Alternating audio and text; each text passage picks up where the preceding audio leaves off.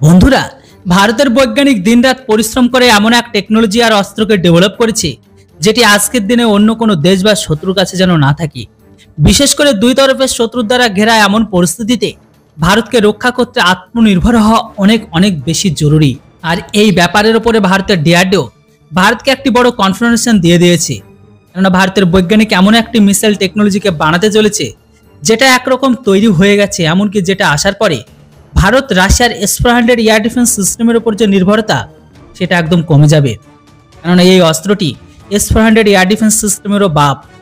কেননা ভারতের আশেপাশে বাড়তি হওয়া মিসাইলের ক্ষমতাকে দেখে Bharat long range radar defence সিস্টেমকে তৈরি করার সিদ্ধান্তকে নিয়েছে, যেখানে এই র্যাডার সম্পর্কে আজ থেকে 1 বা 2 সপ্তাহ আগে খবর বেরিয়ে এসেছিল।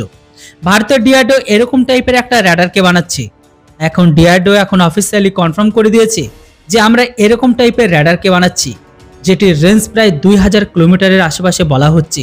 এটির অধিকতম কম্পোনেন্ট ডিআরডিও এখন বানিয়ে প্রস্তুত করে ফেলেছে।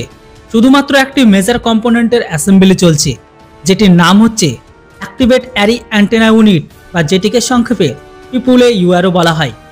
আর এই ইউনিটটি তৈরি হয়ে যাবার পরে ভারতের যে র্যাডার সেটা সম্পূর্ণ প্রস্তুত হয়ে যাবে। এটির রেঞ্জ প্রায় 2000 কিলোমিটার পর্যন্ত হবে বলা হচ্ছে।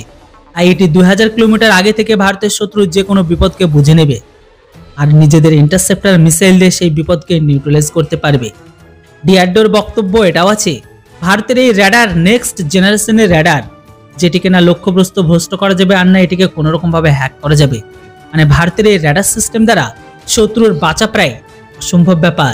বন্ধুরা, ডিআরডিও এত বড় র্যাডার বানানোর জন্য ডিআরডিও নামে কমেন্ট বক্সে একটি জয় হিন্দ অবশ্যই লিখুন। Thanks for watching. জয় হিন্দ, বন্দে মাতরম।